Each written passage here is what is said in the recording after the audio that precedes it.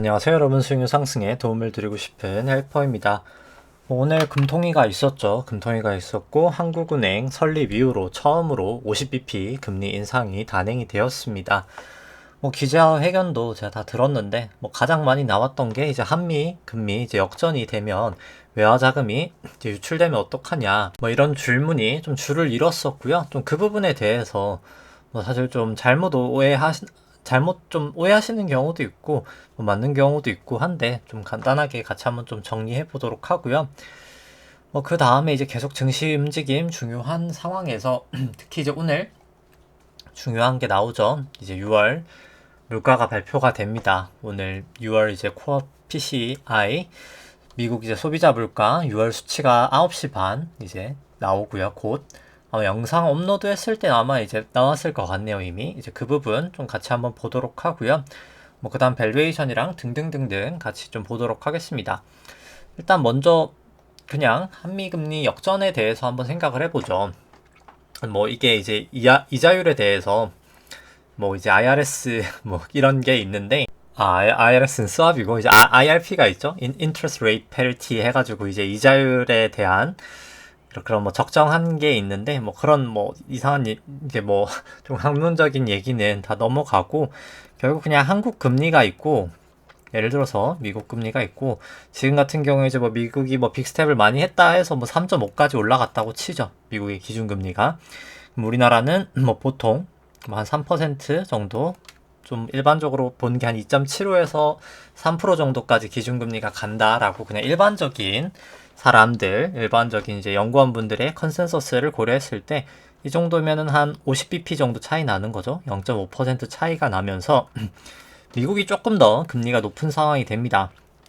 밑에 이제 외국인 자금이 이제 유출이 되는 거 아니야 라고 하지만 이제 외국인 자금도 어떤 자금이냐에 따라서 좀 중요하게 되는데요. 외국인 자금이 이제 이때 유출이 되는 것은 좀 투기성 자금이 많이 나갑니다. 결국 주식성 자금이죠. 주식 같은 경우에는 투자를 하러 들어올 때 해지를 하는 경우가 없습니다. 그러니까 환 투자에 대해서 외국인이 예를 들어서 미국 투자자가 우리나라한테 투자를 했다라고 하면은 달러를 원화로 바꿔서 투자를 하겠죠. 그래서 이제 원화 가치가 상승을 할수록 사실 좋은 상황인데 환율이 이렇게 되면 올라갈 거거든요. 이제 원달러 환율이 올라갈 겁니다. 그렇게 되면은 외국인 입장에서는 손해가 나는 거죠. 그렇기 때문에 외국인 자금이 주식시장에서는 어느 정도 이탈할 가능성이 있는 게 사실입니다.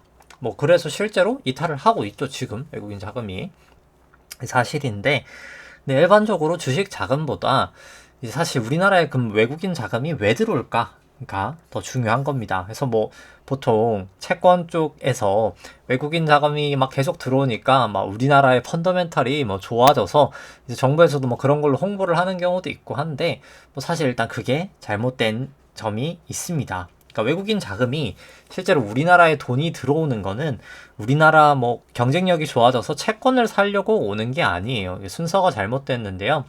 외국인이 환전을 해서 우리나라 채권을 사려고 환전을 하는 게 아니라 우리나라 사람들이 달러가 필요하기 때문에 달러 환전을 하면 외국인이 원화가 생기겠죠? 강제적으로. 그럼 그 원화를 어떻게 뭔가를 써야 되잖아요. 그 원화를 토대로 채권을 투자하는 겁니다. 그러니까 채권을 사려고 해서 원화를 환전하는 게 아니라 달러를 이제 원화로 환전을 하다 보니까 원화가 생겨서 채권을 투자하는 순서다라고 생각을 하시면 됩니다. 그럼 이거에 대해서는 환 해지를 해야 되겠죠. 실제로 그 사람들이 이제 외국인들이 그래서 환 해지를 하게 되고 그러니까 환 해지가 이제 환에 대한 변동성에 노출이 안 되는 거를 이제 해지라고 합니다. 울타리를 친다라는 의미고 여기 해지라고 하는데 영어로 그냥 울타리라는 뜻입니다. 실제로. 그러니까 울타리를 쳐서 금액의 변동이 없게 만들고 이제 그 상황에서 울타리를 치는 게 보통 이제 스왑이라고 하는데 스왑이라는 거는 설명이 길어질 것 같아서 생략을 하도록 하고요. 그래서 사실 외국화 유출이 없다는데 이게 채권 자금이 많이 빠져나가지 않아서 외화 유출이 없다라고 하는데 채권 자금은 사실상 이제 원인을 생각해 보면 외국인 자금이 투자를 하려 들어온 게 아니라 그냥 단순하게 환전을 하기 위해서 들어왔던 거기 때문에 당연히 이제 그들이 그렇게 해서 원화 채권을 투자해서 이자를 받아 먹으면서 이제 수합까지 해서 확정 이자를 토대로 이제 환전을 해주는 그런 방식이기 때문에 영향이 없다. 그럼 이제 내외 금리 차는 그럼 어떤 거에 영향을 미칠까? 그러니까 결국 다시 한번 정리를 해보면 채권 시장에는 영향이 없고요. 주식 시장에서는 주식 시장에서 이탈을 하는 효과가 분명하게 발생을 하는 경우가 많고요. 가장 큰 거는 환율이 올라간다 그랬었죠. 환율이 올라가기 때문에 물가가 올라갑니다. 제가 얘기하고 싶었던 건 사실 이거였었어요. 주식시장 자금도 빠져나가고 물가가 올라간다가 가장 큰 문제입니다.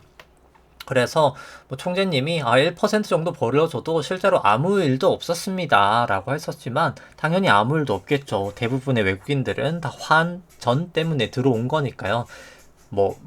내외금리 차가 커진다고 해서 나가지 않습니다. 왜냐면 이제 수합에서는 이 내외금리 차를 다 보상을 해주거든요. 그렇기 때문에 내외금리 차가 중요한 것은 외국인의 그런 채권 자금 이탈이 아니라 주식 쪽은 자금 이탈이 발생하고, 근데 이제 물가가 올라가기 때문에 결국은 우리나라 금리가 내외금리 차가 너무나 크게 벌어진다라고 하면은 내외금리 차 때문에 외국인이 자금이 이탈이 돼서가 아니라 물가 때문에 올라야 된다. 왜냐면 우리나라 원자재 같은 경우 다 뭐 기름이든 식료품이든 다 달러로 사오잖아요. 원화의 가치가 떨어지게 되면 그 달러로 사올 때 우리가 같은 달러를 줘도 얼마 못 사오는 거죠. 뭐 당연히 그렇기 때문에 물가는 올라갈 수밖에 없다. 그래서 뭐 내금리 차가 뭐 커져도 상관없다 하는데 상관이 전혀 없지 않습니다. 결국 우리나라도 미국만큼 어느 정도의 격차를 두냐의 문제일 뿐 따라갈 수밖에 없다 라고 보시면 됩니다. 말씀을 드리고 싶었던 거는 이거였었고요. 이제 다시 한번 좀 보도록 하겠습니다. 일단 먼저 좀 밸류에이션 보기에 앞서서 오늘 증시부터 보면은 오늘 뭐 외국인 좀 선물이 좀 매수가 들어오고 기관 매수가 좀 들어오면서 코스피 한 0.5% 상승이 있었고요. 코스닥 한 1.6% 정도 상승이 있었습니다. 프로그램 매수도 오늘은 들어왔었고요. 수급 쪽 한번 보시면은 잠시만요. 이제 일중 수급 보면은 코스피 기관이 한 3,600억 정도 매수 들어왔었고요. 외국인 한 1,000억 정도 매도 있었고 개인이 한 2,500억 정도 매도가 있었습니다. 코스피 200 선물 같은 경우에는 개인이 한 1,600억 정도 매수가 있었고요. 외국인 한 800억 정도 매수, 기관이 한 3,000억 정도 매도가 있었습니다. 코스닥 같은 경우에는 기관이 한 660억 정도 매수가 있었고요. 외국인 한 100억 정도 매수, 개인이 한 700억 정도 매도가 있었습니다. 누적 수급 먼저 좀 보면은 6월 선물 만기 후로부터 개인 같은 경우는 보시면은 약 단위가 이제 1,000억 단위니까 한 2.8조 정도 매수 중이고요. 외국인 같은 경우가 한 4.4조 정도 이제 매도 포지션을 취하고 있습니다. 선물 같은 경우에는 외국인이 한 8천억 정도 매도 포지션 취하고 있고 매수 포지션 취하고 있고요. 연초 이후로는 지금 개인이 한 21조 정도 매수 중이고 외국인 같은 경우에 한 17조 정도 매도 중이고요. 뭐 2015년부터 봐도 뭐 개인이 압도적으로 매수를 많이 하고 있죠. 112조. 근데 코로나 저점이라기보다는 20년도 한 1월부터 생각하면 마이너스 22조에서 112조니까 뭐 어마어마한 금액이죠. 134조 정도 매수를 하고 있다. 상당히 수급은 뭐 어떻게 봐도 사실 저는 이 결말이 좋지 않을 거다라는 생각입니다. 이미 안 좋고 있고요, 실제로. 중기적으로는 결말이 좋지 않을 거다라고 생각은 들고요. 코스닥 같은 경우에는 뭐 시간 관계상 뭐 설명은 생략하도록 하겠습니다. 차트만 봐도 뭐 당연히 여기도 좋지 않아 보이는 거는 너무 명확하고요. 그 다음에 이제 일드갭과 이제 패드 모델로 밸류에이션 좀 살펴보면은 주식 안에 있는 이제 기대 수익률을 고체 금리로 이제 나눈 거를 차감한 거를 이제 일드갭이라고 하고요. 나눈 수치를 이제 패드 모델이라고 합니다. 그냥 둘 다 이게 빨간 색깔인데 높을수록 저평가고 주식이 낮을수록 이제 고평가인데요. 파란색은 코스피고요. 뭐 거의 거울처럼 이렇게 움직이는데 뭐 최근에 이제 계속 고평가였었다가 뭐 주식도 많이 빠지기도 했고 그것보다도 일단 금리가 조금 최근에 조정을 보이면서 뭐 약간 그래도 전보다는 싸졌습니다. 근데 이제 뭐 사실 절대적으로는 아직도 비싼 영역이다 생각이 되고요. 일드갭이나 이제 패드 모델이나 마찬가지죠. 뭐 긴 시계열로 본다 하더라도 둘 다 일드갭이나 뭐 패드 모델이나 뭐 아직까지는 고평가 영역에 더 가깝지 않나라는 생각입니다.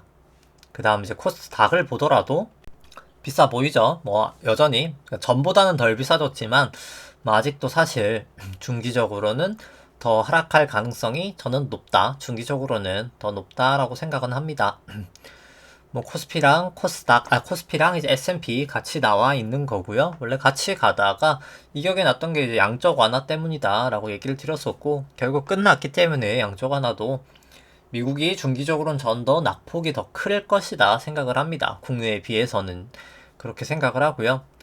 그 다음에 이제 페드 모델로 보더라도 뭐 두 나라 다 여전히 전보다는 밸류에이션이 나아지긴 했지만 여전히 사실 높은 밸류에이션이다 뭐 생각은 듭니다. 그 다음에 이제 신용장고 추이 살펴보면은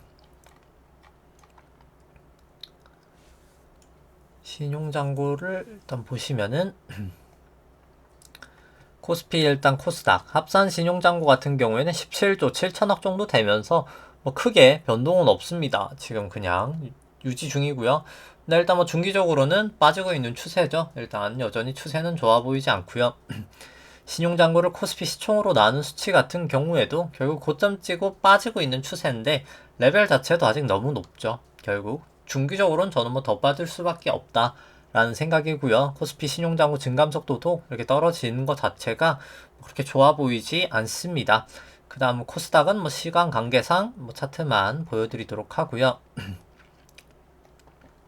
그 다음에 뭐 한국 수출액 전년 동기비, IF 제조업, ISM, 비제조업 같은 경우 다 모멘텀이 많이 꺾인 거를 보실 수가 있습니다. 뭐 경기가 솔직히 저는 뭐 침체까지 올 거라고는 뭐 여러 가지 근거로 생각되진 않고요. 경기는 뭐 나쁘진 않은데 그러니까 엄청 좋지도 않은 거죠. 뜨뜻미지근한 경기 상황 속에서 어떻게 보면은 이제 뭐 이건 매크로 때 설명을 드리겠지만 그런 상황 속에서 물가가 중기적으로는 전 좀 올라가는 거를 보고 있습니다. 좀 뒤에서 그 부분은 좀 설명드리고요. 일단 이 데이터만 봤을 때는 일단 경기가 분명히 가속도가 떨어지고 있다. 하향 국면인 거는 뭐 명확하다. 이제 그렇게 보실 수는 있습니다. 그 다음에 이제 일간 한국 수출액을 이제 코스피 시가총액으로 나눈 수치는 과거 고점 쳤다가 빠지고 있는 추세죠. 분명히 근데 조정을 꽤 많이 받은 것도 사실입니다. 그것도 지금이 사실이긴 하고요. 글로벌 GDP 대비해서도 뭐 충분히 뭐꽤 빠진 것도 사실입니다. 뭐 저는 더 빠진다고 보지만 중기적으로는 일단 꽤 조정을 보였던 것도 사실이고요. 미국은 확실히 더 조정을 보여야 될 것 같죠. 이렇게만 보더라도. 그 다음에 이제 미국 쪽 하일드 스프레드 보더라도 200 이동평균선 당연히 넘고 있고요. 121도 넘고 있고 52 이동평균선도 넘고 있어서 뭐 당연히 이제 지금은 아직까지 위험 회피 구간이다. 이제 그렇게 생각을 합니다. 이제 하일드 스프레드 같은 경우는 이제 그러니까 신용 등급이 이제 낮은 이제 BBB 제로, 그러니까 결국 BBB 제로가 아니죠. 이제 BB 등급 이제 신용 등급이 트리플 A부터 D 등급까지 있는데 뭐 D 등급은 디폴트니까 뭐 여러 가지 이렇게 나눠지는데 이제 그 중에서 그냥 위험도가 높은 등급이다라고 보시면 됩니다. 이제 그 등급의 채권들의 이제 금리인데 높을수록 결국 이제 위험 회피 성향이 높아진 상황이다라고 보시면 되는데 일단 계속 올라가고 있고 이제 하일드 같은 경우가 이제 제가 좀 보여드리는 게 약간 주식 시작보다 약간 선행이긴 하거든요. 근데 이제 중요한 거는 한번 출발하면 쭉쭉 올라갑니다. 레인지가 여기까지 있죠? 쭉쭉 올라가서 결국은 올라갈 거예요. 제가 생각하기에. 더 사실 증시는 빠질 거라고 보고요. 근데 여기서 이제 뭐 기술적 분석도 얘기를 하겠지만 한번 올랐다가 빠지냐 그냥 여기서 쭉 무너지냐 뭐 저는 그 차이지 않나 고민해야 될 거는 뭐 그 부분이라 생각은 합니다. 그 다음에 이제 통화량 M2 데이터 이제 대비해서 S&P 살펴보면 이건 이제 높을수록 고평가 낮을수록 저평가인데요. 고점 찍고 최근 기준 고점 찍고 빠지고 있는 추세 뭐 이것도 좋아 보이지 않고요. 나스닥도 마찬가지고 이제 윌시 5000 시총 같은 경우에도 마찬가지입니다. 윌시 5000 시총을 GDP로 나눈 걸 이제 버핏 지수라고 하죠. 버핏 지수 같은 경우에 여전히 아직까지 높은 것도 사실이고요. 여전히 아직 GDP 대비해서 시총은 높다.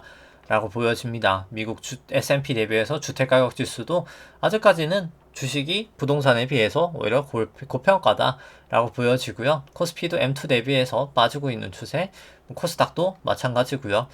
코스피를 이제 한국 서울 주택 매매가격 지수로 나눈 것 같은 경우에 보더라도 뭐 많이 조정받은 것도 사실인데 좀 더 가도 이상하진 않다. 뭐 저는 그렇게 보여집니다. 그 다음에 변동성 지수를 볼까요? 변동성 지수 이제 ATR은 뭐 이렇게 구하는데 뭐 네이버에 치면 나오니까 뭐 시간 관계상 설명을 생각하도록 하고요. 그냥 변동성 지수라고 생각하시면 됩니다. 이제 빅스는 옵션 안에 있는 변동성 지수다 라고 보시면 되고요. 뭐 둘 다 이제 방향성은 거의 비슷한데 14일 ATR만 먼저 살펴보면 결국 이동평균선이 넘어 있으면 위험 회피 성향인 거고 밑으로 있으면 위험 선호 성향이라고 보시면 되는데 일단 ATR 같은 경우엔 둘 다 이제 위험 다시 이제 선호 구간으로 전 들어왔다라고 보여지고요. 빅스 같은 경우에는 거의 딱 다인 부분까지 왔죠. 그래서 오늘 아마 또 CPI 나오고 위아래로 좀 변동성이 커지면서 이 빅스로 봤을 때는 방향성을 좀 찾아가지 않을까. 증시가 위든 밑이든 전 추세가 오늘에 좀 중요하지 않을까. 좀 보고 있습니다. 뭐 5일짜리는 차트만 보여드리도록 하고요. 빅스, 이게 ATR 5일짜리는 빅스는 똑같은 거고요. 그 다음에 이제 뭐 매크로 먼저 얘기를 해볼까요? 이제 뭐 예전부터 얘기를 드렸었지만 뭐 실질금리는 계속해서 오르고 있습니다. 제가 실질금리가 마이너스 10년물 실질금리 기준으로 뭐 마이너스 한 1.2 정도 때부터 계속해서 실질금리는 올라갈 겁니다. 올라갈 겁니다. 해서 실제로 올라가고 있고요. 계속 뭐 이제 그때부터 뭐 저랑 똑같이 숏을 쳐셨으면 뭐 많이 버시지 않았을까 생각을 합니다. 근데 이제 뭐 중요한 거는 뭐 과거 거가 중요한 게 아니라 지금이 어떻게 될까가 중요할 텐데 일단 좀 볼만한 부분은 이제 2년짜리 실질금리가 상대적으로 가파르게 더 뛰었다라는 겁니다. BEI도 2년짜리가 계속 조금 버티고 있다가 최근에 많이 내려왔다는 거예요. 분명히 이제 기준금리를 인상한 부분에 영향은 효과는 분명히 존재한다 라고 보시면 됩니다. 그럼 이제 그런 거죠. 기준금리가 많이 올렸으니까 뭐 사실 제로금리다가 뭐 지금 뭐 미국도 비스텝 밟아서 1.75까지 왔고 여기서 한 번 더 올라가고 막 이러다 보면은 뭐 75bp 자이언트 스텝 한 번 더 하고 막 쭉쭉 올리다 보면 뭐 3% 근처를 가든 뭐 2% 후반이든 뭐 3% 중반이든까지 올리면 미국 경제가 못 버티지 않을까. 이제 그래서 오히려 뭐 내년이나 뭐 후년 정도에는 오히려 막 금리를 내릴 수도 있지 않을까? 이제 이런 의견이 있습니다. 그래서 뭐 저 같은 경우에 이제 그런 의견들 때문에 뭐 한두 번 정도는 내릴 수도 있다고 봅니다. 뭐 잘못된 판단이라고는 생각합니다만. 근데 이제 중요한 거는 과연 그 다음에 정말 모두가 바라고 있는 뭐 우리나라도 그렇고 모든 중앙은행들이 바라고 투자자들도 바라는 물가가 과연 정말 잡힐까라는 겁니다. 내년 특히 이제 뭐 내년 정도부터 이제 물가 한국은행도 다시 이제 돌아올 겁니다. 뭐 이제 미국 쪽에서도 물가 돌아올 거야라고 하지만 정말 물가가 돌아올까에 대해서 이제 한번 좀 생각을 해보죠. 근데 저 같은 경우에는 물가가 빠지는 척은 할 겁니다. 빠지는 척은 할 텐데 다시 돌아오지는 못한다. 과거처럼 여전히 고물가가 지속될 거다라는 의견이고 일단 실제로 뭐 그냥 가장 간단하게 뭐 저 같은 경우는 물가가 올라가기 전부터 계속 물가는 올라갈 거다라고 생각을 했던 사람이었습니다. 이제 그쪽에 베팅을 해서 실제로 많이 수익을 뭐 매우 많이 사실 얻었었고요. 그냥 뭐 간단하게 뭐 아주 큰 논리가 없이 뭐 마치 그런 거죠. 이제 그냥 오늘은 그냥 이건 이제 학문적인 얘기인데 결국 금리는 뭐로 구성이 될까라고 생각을 하면 일반적으로 가장 얘기를 많이 하는 거는 좀 공부를 하셨다. 이제 뭐 애널리스트 분들이나 공부를 좀 많이 했다. 이제 경제 쪽으로. 라고 하면 금리는 잠재 성장률만큼 갑니다. 라고 얘기를 참 많이 합니다. 뭐 어느 정도는 동의하는 바인데요.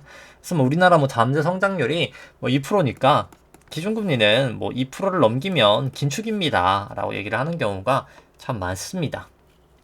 근데 일단 뭐 그 잠재 성장률이 일단 몇 프로냐도 사실 뭐 되게 애매한 문제긴 하고요. 이제 뭐 그걸 떠나서 그냥 뭐 예를 들어 잠재 성장률이 2.5%다 하면은 금리는 2.5%에 멈춰야 되는 거 아닙니까? 라고 많이 주장을 하세요. 근데 이제 여기서 생각을 해봐야 될 거는 이제 이렇게 생각하는 사람이 많지는 않은데 이게 결국 금리는 이제 그런 화폐 성격이 강합니다. 결국 돈의 가치인 거거든요. 돈의 가치? 금리라는 게 내가 돈을 맡겼을 때 돈에 대해서 반대급부가 금리인 거잖아요. 돈의 가치를 나타내는 겁니다. 그럼 돈의 가치는 뭘까? 라고 하면 당연히 통화량이겠죠. 이제 통화량인 겁니다. 돈이 많아지면 당연히 돈의 가치는 떨어질 수밖에 없고요. 돈이 없어지면 당연히 돈의 가치는, 그러니까 돈이 줄어들면 당연히 돈의 가치는 올라갈 수밖에 없는 거죠. 근데 예전에는 이제 뭐 근본이제, 뭐 은본이제, 뭐 이런 시절에는 이제 딱 패깅이 돼 있었으니까 이제 금이 이제 보유하고 있는 수량만큼만 화폐가 발권이 됐다 보니까 이제 그게 이거에 대해서 크게 생각할 게 없었어요. 근데 이제 신용화폐 우리는 그냥 믿음으로 사는 거잖아요. 아, 이 달러든 이 원화든 이 엔화든 이 돈을 정부가 지급해 줄 거라는 우리의 믿음을 통해서 무한정으로 돈을 많이 찍고 있는 세상에 살고 있는 거죠. 그래서 통화량이 이제 M3 가장 이제 광의의 통화라고 볼 수 있는, 그러니까 실제로 우리 피부에 많이 닿는 통화라고 보면 되겠죠. M3 증가율을 이제 미국 데이터인데요. 보면은 뭐 어마어마하게 증가가 됐었습니다. 뭐 거의 한 27% 증가가 됐었어요. 뭐 돈의 가치가 27% 떨어졌다라고 보시면 되는 겁니다. 근데 이제 그런 상황에서 과연 잠재 성장률만큼만 금리가 올라갈 수 있었을까? 이제 이게 물음표였던 거죠. 저 같은 경우는 그래서 그냥 이때부터 물가는 올라갈 수밖에 없다. 금리도 올라갈 수밖에 없고 를 외쳤던 겁니다. 근데 보통 이게 그냥 주류거든요. 이 의견보다는 이게 주류여서. 근데 이제 이게 양적 완화 때문에 사실 이렇게 오해를 하는 경우가 많았던 건데 어찌됐던 간에 아무튼 중요한 거는 물가는 올라갈 수밖에 없다. 그리고 이제 M3 같은 경우가 이렇게 지금은 내려오고 있지만 사실 이게 유동성이라는 게 이제 두 번의 이제 단계를 거쳐서 풀리게 된다라고 보시면 됩니다. 이제 그거를 이해하기 위해서는 뭐 매우 간략하게만 이제 좀 오늘은 시간이 좀 많이 지나서 좀 설명을 해보도록 하죠. 뭐 이제 가장 많이 이제 얘기를 나왔던 게 저렇게 잠재 성장률로만 생각하시는 분들이 이제 많이 얘기를 했던 거는 뭐 이제 시간 관계상 빨리 가려고 했는데 뭐 또 다시 이걸 설명을 할 수밖에 없겠네요. 이제 양적 완화에 대해서 오해를 많이 하고 있기 때문입니다. 양적 완화 그냥 중앙은행이 자산 매입하는 거죠. 자산 매입을 했다고 치죠. 이제 좌측이 자산 쪽입니다. 우측이 이제 부채고요. 자산을 매입하면 누군가 돈을 팔았겠죠? 국채를 팔았겠죠? 국채를 팔았으면 판 사람, 뭐 저라고 생각해보죠. 제가 100의 현금이 생깁니다. 저가 은행에 예치를 하겠죠. 당연히. 그럼 은행엔 그게 빚이 되고 은행에 현금이 생기게 됩니다. 물론 이제 은행은 제 돈이 언제든지 빼갈 수 있다는 건 인지하겠죠. 그러다 보니까 그 돈으로 대출을 하거나 뭐 현금으로 보관을 해야 되겠죠. 근데 이제 양적 완화를 할 때는 경기가 좋지 않은 게 좋지 않은 상황이기 때문에 다시 연방준비은행에 은행들이 예치를 합니다. 은행이 예치를 하는 거죠. 그러면 돈이 돌고 돌아서 다시 연준에 돌아옵니다. 그래서 이게 통화량은 증가되는데 실물 경제에 유동성으로는 공급이 안 됩니다. 그러니까 쉽게 말해서 통화량은 증가가 되는데 유동성은 변화가 없는 거죠. 이런 상황이 나타납니다. 근데 그러니까 그러다 보니까 저때 돈이 막 엄청나게 찍혀 나갔었거든요. 이제 실제로 뭐 발권이 된 건 아니지만 통화량이 엄청나게 증가가 됐었는데 물가가 오르지 않았습니다. 왜냐면 이제 유동성이 풀리지 않았으니까요. 그래서 물가는 오르지 않았습니다. 그래서 역시 뭐 통화를 많이 찍어도 결국 잠재 성장률만큼만 금리는 가는구나 라고 거의 10년이 넘게 사람들에게 생각이 굳어진 거죠. 2009년도부터니까 뭐 거의 한 12년 동안에 사람들이 이제 그게 굳어진 겁니다. 그래서 이제 화폐 수량에 따라서 물가가 어느 정도 영향을 받는다는 이론 자체가 쇠퇴하게 된 겁니다. 근데 사실은 이렇게 논리적으로 생각을 해보면 당연히 물가는 오를 수가 없는 거였던 거긴 하죠. 이제. 근데 이제 중요한 거는 이제 지금은 이제 QT의 시절이죠. 양적 완화의 시절이 아니라 양적 긴축의 시대에 이제는 돌입을 했다는 겁니다. 양적 긴축이 되면 어떻게 될까? 네, 양적 긴축은 연준이 순서가 먼저가 아닙니다. 이제 대출을 하거나 투자를 하거나, 그러니까 소비를 해서 대출을 지는 경우가 베이스 케이스고요. 이제 대출을 하거나 아니면 그냥 소비를 해서 자기가 가진 현금을 소모를 해버리던지요. 어찌됐든 간에 뭐 대출을 했다고 생각을 해보죠. 100을 제가 은행에 빌렸습니다. 100을 빌리면 은행의 현금이 떨어지겠죠? 은행은 그 현금을 연방준비은행에서 빼옵니다. 100이 이렇게 감소가 되면서 연준의 100이 부채가 주니까 자산을 줄여야만 하는 거죠. 그래서 부채가 떨어지기 때문에 자산이 줄여야만 해서 국채가 팔게 되는 겁니다. 그럼 이때는 어떤 현상이 나타날까요? 제가 돈을 썼죠. 실물 경제에서. 실물 경제에는 유동성이 흐르게 되고요. 통화량 같은 경우에는 변화는 없죠. 사실 통화량은 변화 없으면 여기서 돈이 없어졌나요? 없어진 건 아니죠. 그냥 돈이 돈 거일 뿐이죠. 통화량에는 변함이 없고요. 금융시장 이제 여기서 말을 달아주죠. 금융시장 유동성 같은 경우에는 떨어지게 됩니다. 여기서는 정확하게는 실물시장 유동성이 변화가 없는 거죠. 뭐 이 똑같은 거겠죠. 금융시장 유동성은 떨어집니다. 왜? 은행의 현금이 떨어지니까요. 두 가지의 케이스가 나서 이 경우에는 물가가 올라가게 되고 실질금리가 올라가는 현상이 나타나게 되는 겁니다. 그러니까 지금까지는 그냥 통화량이 증가돼서 그 통화량만 증가됐던 것 때문에 사실 물가가 올랐다면 QT가 앞으로 본격적으로 시작이 되면은 이런 현상을 통해대로 물가가 올라갈 겁니다. 그래서 뭐 솔직히 지금 9시 반에 나오는 뭐 물가 데이터가 제가 뭐 얼마까지 오를지는 모르겠습니다. 제가 뭐 이코노미스트는 아니기 때문에 뭐 제가 뭐 물가를 올라가는 거를 뭐 전망하고 그런 사람은 아니기 때문에 뭐 높게 나올지 전망치는 지금 전년 대비해서 8.8%가 기본적인 컨센서스인데 뭐 그거보다 높게 나올지 뭐 낮게 나올지는 저도 모르겠습니다. 근데 뭐 높게 나고 낮게 나오는 게 중요한 게 아니라 결국에 이제 기고 효과 때문에 뭐 예를 들어서 물가에 가장 크게 일단 최근에 영향을 미쳤던 건 이 WTI 기름값이죠. 기름값이 기고 효과가 있을 겁니다. 기고 효과가 왜냐면은 다음 달부터 2021년 8월 정도 수준이겠죠? 뭐 그때부터 하면은 물가가 뭐 그때부터 유가가 꽤 높은 수준이거든요. 지금 또 많이 떨어졌기 때문에 90달러 정도까지 떨어졌기 때문에 뭐 물가의 영향이 그렇게 크진 않을 겁니다. 그러니까 물가에 대한 그런 기고 효과가 크진 않을 거예요. 그러니까 이때까지는 일단 뭐 기저긴 하죠. 기저 효과가 크진 않을 거라 물가가 저는 뭐 당연히 이제 좀 떨어지긴 할 거라고 봅니다. 일시적으로. 근데 이제 일시적으로 쭉쭉쭉 빠지는 게 아니라 이제 더 갈 거라는 거죠. 이제 왜냐면 결국 아까 얘기했던 게 이 예대율로 설명이 될 수 있습니다. 그러니까 지금까지는 은행에 다 돈이 박힌 거죠. 이제 양적 완화했던 돈이 이제 다 QE를 토대로 상업은행, 은행이라고 생각하시면 되는데 은행의 예금이 이렇게 폭발적으로 증가를 한 겁니다. 특히 2008년도부터요. 대출은 증가를 못했죠. 이 추세대로. 원래는 은행 대출하고 예금이 같이 갑니다. 하다가 2009년 딱 양적 완화한 시점 때부터 대출은 많이 늘지 못하고 예금만 엄청 는 거죠. 코로나 시기에 이제 무제한 양적 완화를 하면서 더욱더 예금을 많이 늘었었고요. 그래서 예대율이 이제 바닥을 쳤다가 문제는 이제 경기가 좋아졌기 때문에 대출 자체가 증가되면서 그리고 QT가 되면서 예금도 못 능가가 되기 때문에 예대율이 올라가고 있다는 겁니다. 그래서 이 돈들이 결국 금융시장에서 빠져나와서 실물 경제로 흐를 거란 말이죠.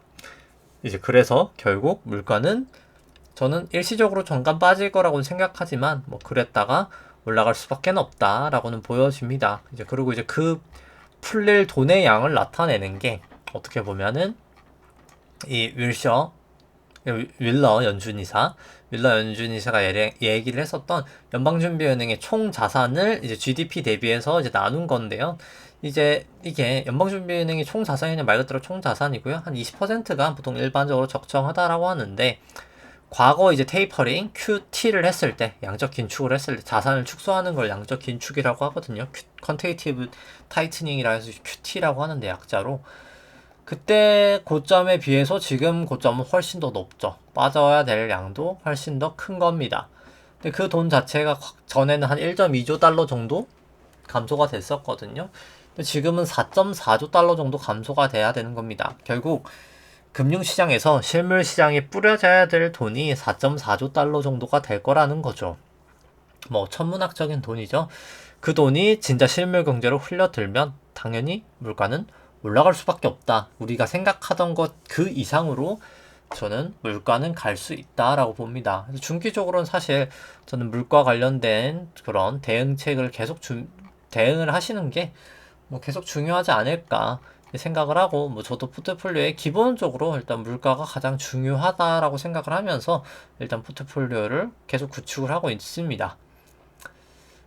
그래서 뭐 나머지는 생략하도록 하고 그리고 이제 사실 QT를 지금 사실 잘 안 하고 있습니다. 원래 뭐 최대 600 지금 650억 달러였네요. 한다고 했던 게 650억 달러에다가 맥스 되면은 950억 달러까지로 제가 기억하고 있는데 근데 중요한 건 지금 뭐 딱히 자산을 축소를 안 하고 있다는 거죠. 뭐 이렇게 보셔도 아시겠지만 자산 축소를 별로 안 하고 있잖아요. 근데 안 하고 있다는 게 뭐 연준도 모를 리가 없다는 거죠. 사실 QT는 물가를 잡는 도구가 아니라 QT는 물가를 올리는 도구이기 때문에 지금 물가가 높은 상황에서 할 리가 없다는 거죠. 근데 중요한 거는 결국에 한번 기고 효과가 나와서 물가가 떨어졌다가 이제 그때 QT가 될 겁니다. 그때 이제 물가는 다시 이제 좀 몇 개월 뒤부터 올라갈 거거든요. 아마 저는 증시가 이제 그때부터는 정말 더욱더 급락을 하지 않을까 라고 생각을 하고 금리도 다시 올라가지 않을까. 일단 매크로적으로는 좀 그렇게 보고 있습니다. 그래서 뭐 매크로 설명은 오늘은 뭐 여기까지 하도록 하고요. 그 다음에 이제 뭐 차트들, 기술적 분석, 이제 지수들 종목들하고 그 다음에 이제 개별 종목들 여기 있는 거 다 같이 좀 빠르게 한번 보도록 하겠습니다. 일단 다 설명을 드린 게 맞겠죠? 뭐 거의 그런 거 같고 이제 지수들 좀 보도록 하면 일단 국내 쪽 코스피는 이제 코스피 200으로 좀 보도록 하겠습니다. 뭐 장기 파동은 뭐 오늘은 설명 그냥 생략하도록 하고요. 시간 관계상. 결국 저는 이제 여기가 고점이었다라고 봅니다. 이제 국내 쪽은 보시면은 코로나 저점 이후로부터 뭐 여기가 고점이었다. 뭐 이거는 뭐 제가 이때부터 계속 고점이었다고 얘기를 드리고 있는 것 같아요. 이제 고점을 봤었고 이게 쐐기로 깔끔하게 잘 나왔거든요. A 나오고 엘리어트 파동상 B파가 나오고 그 다음에 지금 뭐 내려가고 있는 파동이다 라고는 보여집니다. 그래서 뭐 국내는 사실 이 뒤쪽 파동은 안 읽혀지고요. 사실 깔끔하지 않기 때문에 근데 뭐 지금 상황상으로는 봤을 때는 뭐 지금 그냥 1, 2, 3, 4, 5로 읽는 게 뭐 가장 맞지 않을까라고는 보기는 하는데 뭐 솔직히 이제 여기서 뭐 제가 봤을 때 국내는 파동이 깔끔하게 안 읽히기 때문에 뭐 솔직히 파동으로 분석하기는 저는 좀 어렵다라고는 보여지고요. 중요한 건 지금은 계속 이 전환선에서 놀고 있죠. 이 파란 색깔 선. 전환선에서 놀고 있는데 이제 여기를 이탈하면서 뭐 사실 저점을 다시 깨버리면 뭐 그때는 정말 미련 없이 저는 하방이라고 봅니다. 그때는 정말 미련 없이 그냥 하방이라고 봐야 될 것 같고요. 중요한 거가 또 있다면 이 초록 색깔 기준선이 정말 가장 기준이 되는 선인데 증시에서 일목균형표에서 나오는 기준선입니다. 26일 동안의 주가의 고점과 저점을 더해서 이제 2로 나눈 수치인데 고점이 앞으로 내일부터 계속 내려가잖아요. 고점이. 그렇기 때문에 기준선이 계속 내려올 겁니다. 근데 이 상황에서 뭐 전환선은 지금 지지부진하니까 이렇게 가겠죠. 이 상황에서 주가가 다시 올라가면서 전환선이 이렇게 올라가고 주가가 올라가는 그러니까 결국 주가가 맨 위고 그 다음에 이제 전환선 제가 펜이 있는데 왜 다른 걸 마우스 쓰고 있었네요. 전환선 물론 펜으로도 글씨는 못 쓰지만 이렇게 기준선이 이제 정배열이거든요. 이렇게 지금 되는지 마는지가 되게 중요합니다. 그래서 사실 롱 포지션을 제대로 취하려고 하면은 안전하게 보시면은 이 정배열이 되는 걸 보고 저는 들어가는 게 맞다라고 보고요. 여기서 만약에 주가가 다시 전환선을 크게 이탈을 하면서 떨어지는 구도 기준선과 같이 역배열이 그러니까 결국 주가 전환선 기준선이 되는 역배열이 돼버리면 그냥 이제 숏을 치는 게 저는 맞지 않을까라는 생각입니다. 뭐 주봉으로 보더라도 뭐 사실 지금 뭐 차트는 이미 뭐 다 좋아 보이지 않고요. 이제 뭐 주삼봉으로 봤을 땐 여기 122동 평균선에서 이제 지지를 하냐 마느냐가 결국 중요한 거죠. 그러니까 지금의 위치가 저는 좀 매우 중요하다라고 봅니다. 여기가 지지가 됐는지 마는지가 좀 중요할 것 같고요. 그러니까 반등을 하면 뭐 계산치로도 그렇고 제가 뭐 계산기 가져오지 않았지만 뭐 솔직히 한 이 정도 뭐 많이 가면 한 이 정도까지도 갈 수 있다라고 봅니다. 뭐 여기 거의 저는 한 이 정도까지도 갈 수 있다라고 보는데 뭐 일단 확실하게 이제 정배열 되는 거 보고 이제 그 부분은 조금 이따 설명드리도록 하고요. 나중에 뭐 코스닥도 마찬가지인 거죠. 일단 코스닥은 전환선까지도 올라와 있는데 여기 전환선을 사수하면서 이 떨어지는 기준선을 넘어서냐 마냐 결국 운명의 날이 저는 먼지 않다. 곧 결판이 날이라 생각을 합니다. 뭐 미국 쪽을 보더라도 S&P를 보더라도 미국 같은 경우에는 장기 파동을 살펴보면 2008년도 금융위기 저점부터 해서 여기가 1, 2, 그 다음에 3에 1, 3에 2, 3, 4, 5로 3에 3파, 그러니까 3파가 나오고요. 그 다음에 여기 트라이앵글로 4파, 5파 좀 치고 A, B, C로 결국엔 전 좀 빠진다라고 보고요. 그 다음에 이제 L봉으로 살펴보면 뭐 앞 파동은 그냥 뭐 시간 관계상 설명을 생략하도록 하고 결국 이제 여기가 5파 고점이고 그 다음에 이렇게 A, B, C로 A파 나오고 여기 A, B, C로 B파 나오고 그 다음에 이제 C파가 조금 애매한데 뭐 저는 아직까지는 뭐 사실 이렇게 1, 2, 3, 4, 5로 해서 C가 나와서 이게 큰 A라고 봅니다. 그래서 큰 B가 이렇게 나오고 나서 그 다음에 이제 C로 내려갈 것 같기는 하고요. 일단 아직까지는 그게 제 베이스 케이스의 시나리오인데 여기도 똑같은 거죠. 여기 이제 전환선이 지지가 되고 있는데 여기서 지지를 하냐 마냐가 좀 중요할 것 같습니다. 여기도 똑같이 기준선은 계속 내려올 거거든요. 이제 앞으로 고점은 계속 내려올 거죠. 그래서 여기서 정배열이 되는지 안 되는지가 좀 중요하리라. 근데 이제 항상 예전부터 얘기를 드리지만 여기가 지금 결국 비파동일 확률이 높거든요. 아닐 수도 있겠지만 일단 비파동이든 아니든 이 비파동이라고 이렇게 예상이 될 만한 이런 애매한 구간에서 조금 조심을 하셔야 된다. 항상 얘기를 좀 드렸었습니다. 뭐 최근엔 좀 안 드렸었는데 비파동 구간이라 좀 조심을 하셔야 되고요. 뭐 나스닥도 똑같기 때문에 뭐 설명 생략하도록 하고요. 뭐 비트코인도 뭐 계속 얘기를 드렸지만 뭐 오늘은 그냥 요 차트로만 보여드리면 결국 여기가 A, B, C가 나고 저는 B 파동은 좀 나오지 않을까. 근데 그게 아니라면 이게 1, 2, 3, 4, 5여야 되는데 여길 넘지 않는 선에서 일단 뭐 그러려면 1, 2, 3, 4, 5 다음에는 B 나오고 또 1, 2, 3, 4, 5가 나와야 돼서 낙폭이 너무 크긴 해서 일단 뭐 그냥 100%라고는 할 수 없지만 가능성은 제가 봤을 때 B의 가능성이 더 크지 않나 라고는 일단 이 전저점이 깨지지 않는다면 그렇게 생각을 합니다. 코스피 안에 있는 내재 변동성 V코스피 같은 경우에 일단 아직까지는 기준선, 구름대 뭐 다 위에 있기 때문에 아직은 변동성은 살아있다. 조심하셔야 된다라는 생각이고요. 빅스 같은 경우에는 뭐 그나마 일단 전환선 기준선을 하회하고 있긴 합니다. 근데 또 후행 스팬이 또 호전된 거는 좀 약간 걸리는 부분이죠. 200 이동평균선도 상회하고 있고요.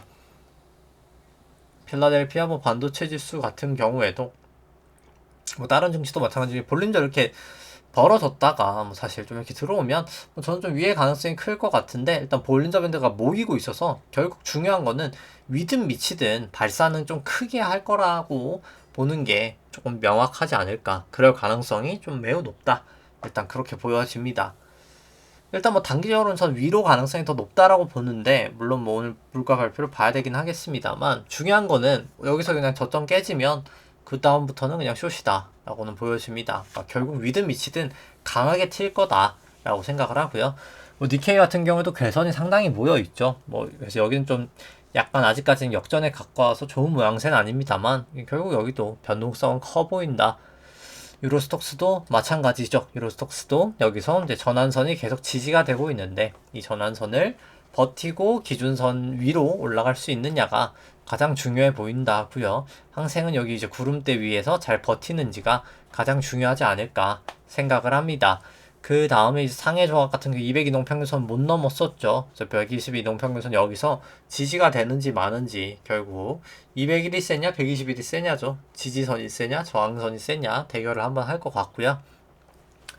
달러 인덱스는 뭐 계속해서 올라가고 있습니다. 유럽 쪽 특히 이제 유로화가 계속 약세여서 그게 큰 거죠. 1페리티에서 1달러 1러랑 1유로가 뭐 몇십 년 만이죠. 아무튼 간에 상당히 오랜만에 됐는데 사실 유럽은 계속 좋지 않고 미국은 그래도 나쁘진 않은 상황이거든요. 사실 이제 그런 상황의 여파로 이제 좀 달러 인덱스가 강세다라고 볼 수 있고요. 그러니까 아직까지 뭐 추세는 꺾이지 않은 거죠. 달러 원도 마찬가지입니다. 아직까지는 추세는 살아있다. 근데 이제 약간 이게 모양이 섬골인가요? 기억이 안 나는데 갑자기 명칭은 약간 고점에 많이 나타나는 패턴이긴 합니다. 볼린저도 넘어 있고 그래서 좀 개인적으로는 사실 그냥 캔들 모양만 봤을 때는 좀 내려오는 가능성도 저는 좀 있지 않나. 전환선 깨지면 일단 그렇게 보이긴 하고요. 뭐 WTI 같은 경우에는 많이 급락을 했었죠, 사실. 그래서 물가에 미치는 영향이 뭐 한 8월, 7월에는 좀 덜 할 것 같다라고는 일단 보여지긴 합니다. 여기는 일단 200이동평균선 하회하냐 마냐가 좀 중요할 것 같고요.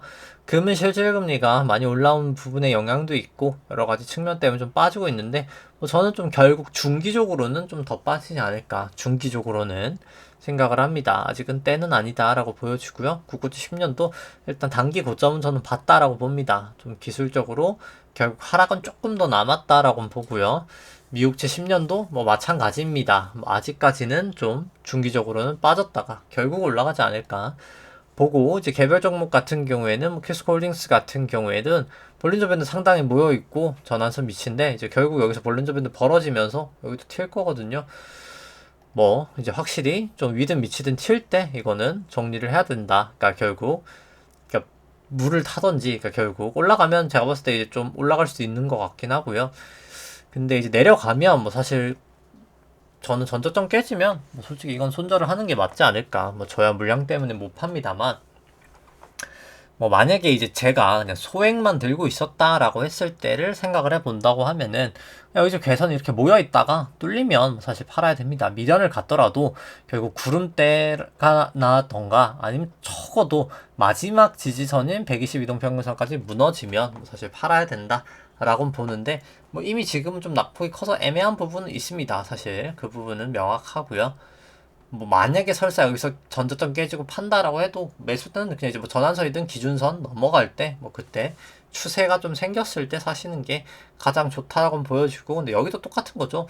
기준선이 이제 계속 내려올 겁니다. 쭉쭉 내려오겠죠. 고점이 계속 내려오니까요. 이제 이거를 주가가 넘냐 마냐로 판단을 하시면 되지 않을까 싶고요. 뭐 현대해상 같은 경우 키스홀딩스도 뭐 밸류에이션 상으로는 뭐 사실 밸류에이션은 전혀 문제가 없죠. 7만원까지도 가야 될 회사기 때문에 뭐 계속해서 여기는 뭐 사실 이런 뭐 밸류에이션이나 차트보다도 주주 환원, 결국 대주주의 움직임이 일단 계속해서 중요하다. 뭐 사실 그게 다다라고 해도 과언이 아닙니다. 현대해상 같은 경우는 뭐 밸류에이션 같은 경우에는 뭐 전보다는 비싸진 건 사실이죠. 전보다는 비싸진 건 사실이지만 사실 그냥 다른 종목들하고 비교해 봤을 땐 상당히 저평가가 되어 있다라고 보여지고, 금리 올라갈 때 오히려 수혜주기 때문에 이제 이게 자산 듀레이션이 더 높아서, 그러니까 자산에 대한 만기가 더 길기 때문에 금리가 올라가면 여기는 이익이 나는 구조거든요. 이제 IFRS도 바뀌어가지고 회계 규정이 바뀌어서 좀 그런 케이스가 되기 때문에 실질적인 이득도 그렇고, 금리 올라갈 때 저는 대안으로 좋은 회사다. 금리 올라갈 때는 가장 좋은 회사다라고 생각을 합니다. 그리고 기대 수익률 자체도 전에 비해서 낮아서 그렇지 상당히 높은 것도 사실이고요. 17%면. 그 다음에 이제 차트를 살펴보면 뭐 차트 상으로는 괴선도 모여 있고 해서 뭐 솔직히 저는 여기서 이 121일에서 계속 지지를 보였는데, 여기서 만약에 뚫리면 뭐 저는 파는 게 맞다라고는 보는데, 뭐 저 같은 경우는 팔 생각은 없습니다. 저 같은 경우는 그냥 오히려 주식은 그냥 안전자산이고 오히려 파생으로 트레이딩을 하는 경우가 대부분이기 때문에 주식을 건들진 않고요. 뭐 떨어질 거라고 생각을 해도 떨어질 거라고 생각하면 오히려 그냥 파생으로 숏을 하는 거죠. 선물 매도를 치거나 풋옵션을 사거나 하는 거죠. 이제 어차피 메인으로 제가 돈을 버는 건 그쪽이고, 주식은 어떻게 보면 그냥 파킹 그냥 안전하게 보유하는 게 오히려 주 목적이기 때문에 주식까지 제가 액티브하게 잘 하진 않습니다. 일반적으로 주식만 할 때는 액티브하게 했었는데 지금 뭐 주식이 메인이 아니기 때문에 액티브하지는 않아서 뭐 굳이 팔진 않는데, 뭐 저라면, 그러니까 제가 만약에 그냥 액티브하게 한다면 122동평균선 하회하면 뭐 매도를 하는 게 맞지 않을까라는 생각이고, 근데 뭐 길게 보신다면 저는 충분히 뭐 솔직히 지금도 싸다라고 보여집니다. 근데 뭐 더 빠질 것 같으면 뭐 굳이 지금 살 필요도 없는 것도 사실인 거죠. 우리 금융지수도 마찬가지로 그냥 계속 보유하고 있고요. 일단 뭐 낙폭이 컸어서 일단 MAC도 매수 시그널 나왔고, 볼린저 밴드도 봤을 때 좀 뭐 올라갈 확률이 뭐 단기적으로는 좀 높아 보입니다. 근데 여기서 이제 전고점을 뚫냐 마냐는 또 다른 문제겠죠. 근데 이제 그거를 떠나서 그냥 일단 뭐 밸류에이션만 봤을 때는 뭐 충분히 저평가되어 있다. 이제 우리 금융지수도 뭐 그렇게 생각합니다. 그래서 종목 자체는 뭐 금리 인상될 때, 그러니까 금리 제가 말하는 건 이제 채권금리고요. 채권금리 이렇게 올라갈 때, 그러니까 기준금리가 중요한 게 아니라 사실 금융시장에서는 채권금리거든요. 채권금리를 생각해 봤을 때는 뭐 사실 좋은 회사다. 저기도. 근데 뭐 상대적으로는 현대해상이 더 좋기는 하고요. 원래 손보사가 은행들보다는 금리 인상기에는 이제 그렇게 보여지고, 일단 뭐 삼성전자 같은 경우에는 여기도 뭐 지수랑 거의 비슷하죠. 코스피랑. 이제 여기서 내려오는 기준선을 뚫냐 마냐.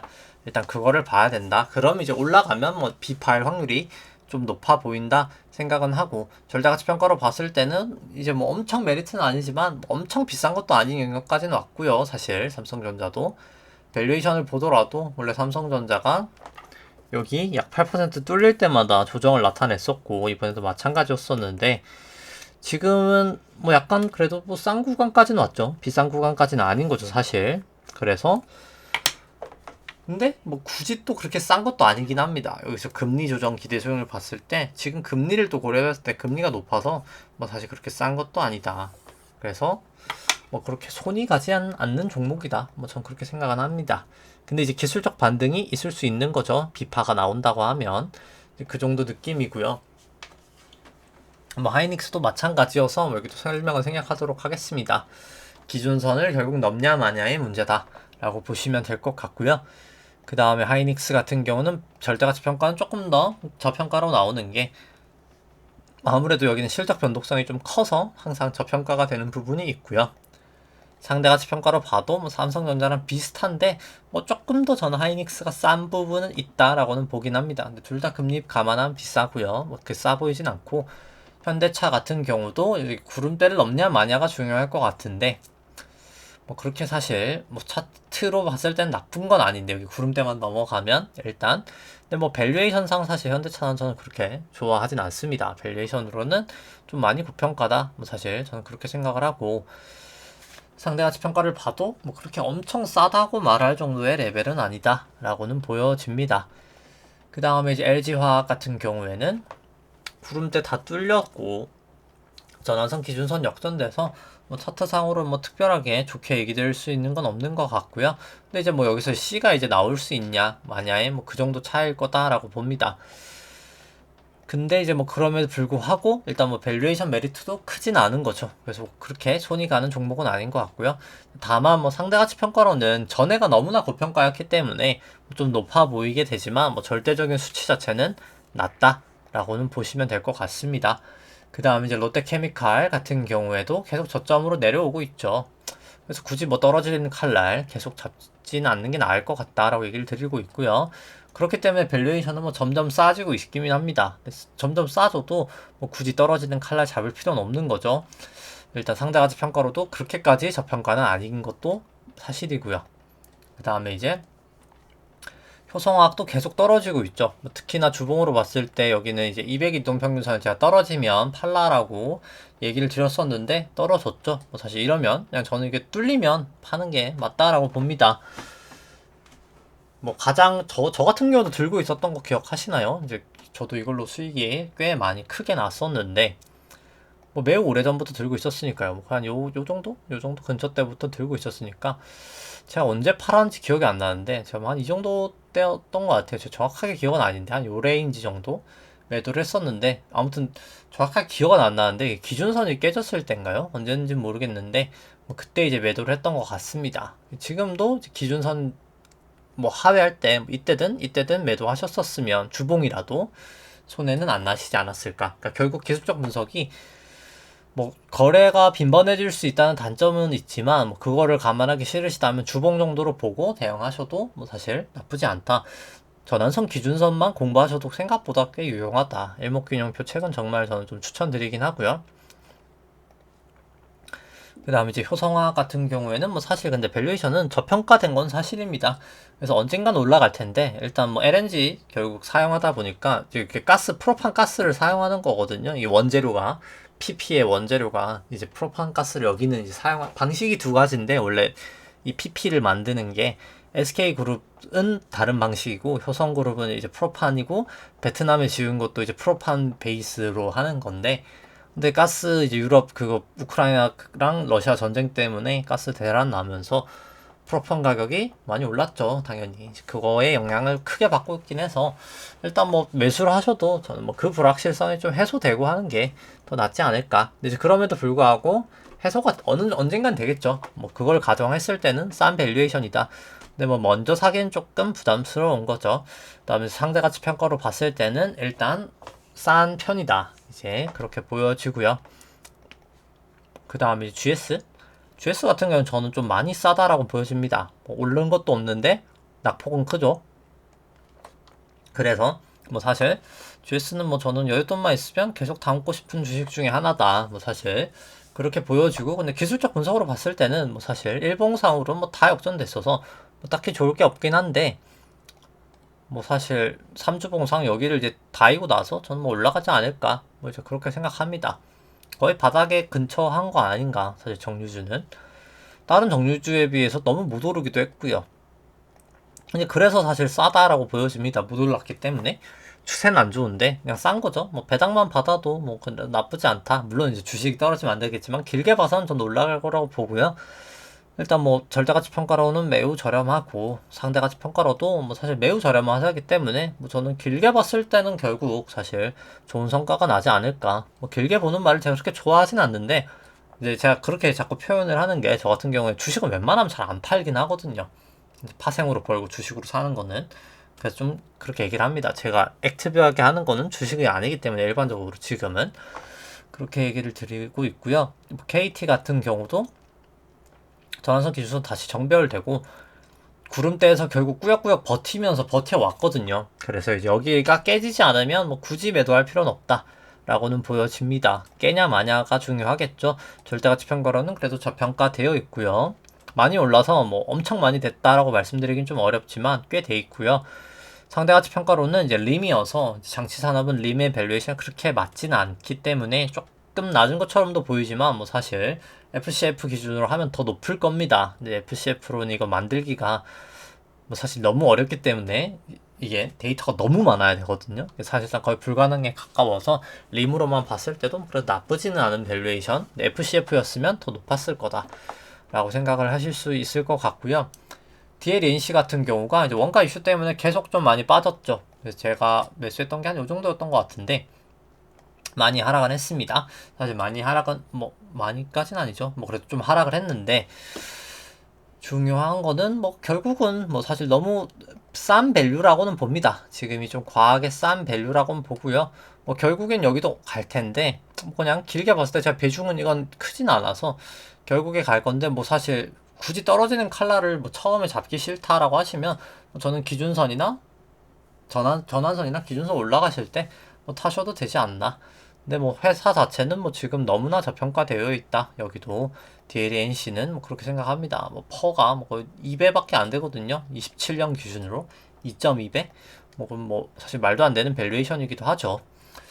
이제 뭐 그렇게 생각은 들고요. 그 다음에 이제 상대가치 평가를 봐도 뭐 엄청 저렴한 밸류에이션이죠. 이때는 이제 무상증자 때문에 데이터가 좀 왜곡된 거고, 그걸 제외하면 뭐 매우 엄청나게 저평가되어 있다 라고 보시면 될 것 같습니다. 뭐 카카오 같은 경우에도 이제 전환선에서 좀 지지를 보이면서 다시 기준선만 올라가면 비파 정도 반등은 가능하지 않을까. 다들 뭐 일단 제가 좀 소설을 생각하는 게 있다면, 원자재 기고효과도 있고 지금 QT를 안 하고 있잖아요. 그래서 QT 한도를 좀 줄일 수도 있을 거라고는 생각을 하거든요. 그래서 QT 한도를 좀 줄이면서 그러면 이제 다시 또 완화적으로 돌아가는 거 아니야? 라는 시장의 기대가 생기면서 저는 그 비파의 랠리가 그때 좀 나타날 수 있다라고 봅니다. 근데 이제 그랬다가 아닌 거죠. 결국은 아닐 거예요. 결국에. 그러니까 그래서 C가 그때 이제 내리지 않을까인데, 그러니까 지금이 C의 어딘가에서 지금 바로 급락을 하든 나중에 급락을 하든 뭐 중요한 건 어찌됐든 결국엔 빠진다라고는 봅니다. 결국엔 더 빠진다. 결론은 카카오 밸류에이션으로 봤을 때 한 50% 정도, 뭐 그렇게 엄청 메리트 있는 정도는 아니고요. 상대가치 평가로 봤을 때도 뭐 그렇게 엄청 사고 싶을 정도의 밸류에이션은 아니다 라고는 보여집니다. 그 다음에 이제 네이버 살펴보면 뭐 네이버 같은 경우도 뭐 모양이 다 비슷비슷하죠. 이 기준선을 넘냐 마냐가 중요하리다 생각을 하고요.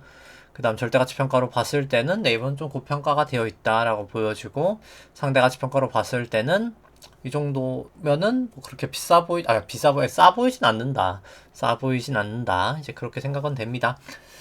그 다음에 이제 셀트리온 같은 경우 보더라도 여기 이제 200 이동평균선 넘었죠. 그래서 뭐 좀 비파가 진행 중인 것 같다. 여기는 이제 그렇게 볼 수 있을 것 같고요. 근데 뭐 굳이 사실 비파 때 특히 종목이 좋지 않은 종목은 뭐 들어가는 건 저는 그렇게 추천드리진 않고요.